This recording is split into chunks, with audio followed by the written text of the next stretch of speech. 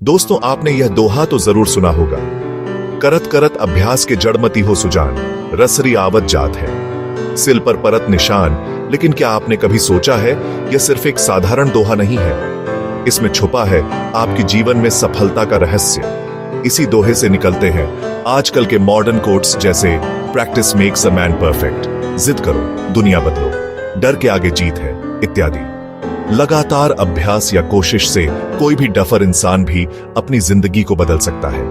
यह दोहा आज से 1000 साल पुराना है, जब कोई ब्रेन ट्रेनिंग, कोई ब्रेन साइंस, कोई न्यूरोविज्ञानन मौजूद नहीं था। फिर भी भारतीय ऋषियों के पास, संतों के पास इंसानी दिमाग को सफल बनाने का कारगर शिक्षण और विश्वास मौजूद था। महाभारत काल के एक निषाद बालक एकलव्य को तो सभी जानते हैं, जिसने बिना गुरु के सिर्फ उनकी मूर्ति स्थापित करके धनुर्विद्या को स्वयं के अभ्यास से सीखा।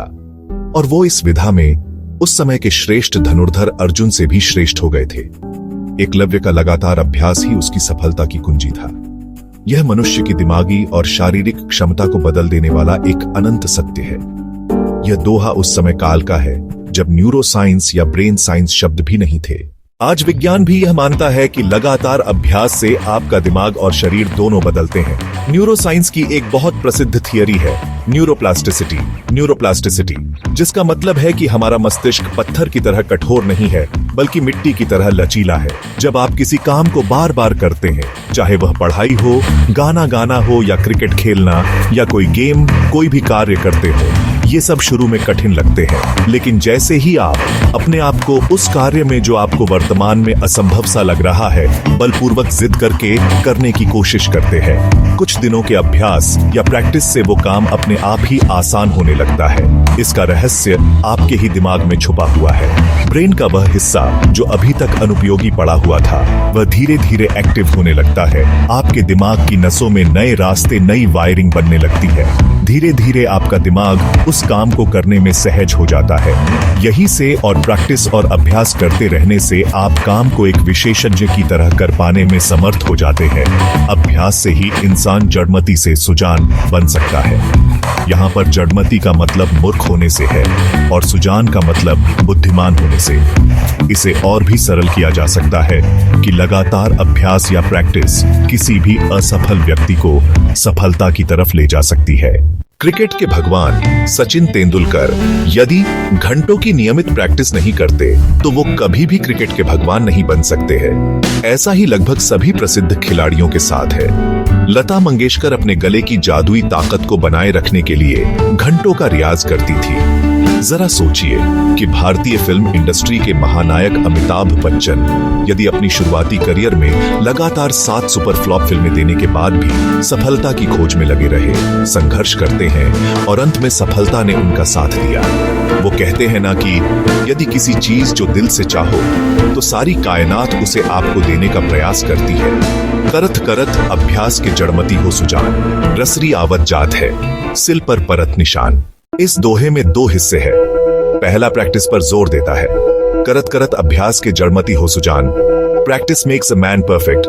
दूसरा हिस्सा है रसरी आवत जात है, सिल पर परत निशान, कि रस्सी के लगातार घिसने से कुएं के पैराफीट में लगी पत्थर पर भी अपना निशान छोड़ देती है। जबकि रस्सी पत्थर की तुलना में बेहद नाजुक और मुलायम होती है, लेकिन वह अपने लगातार आघात से पत्थर को भी घिसने की ताकत रखती है।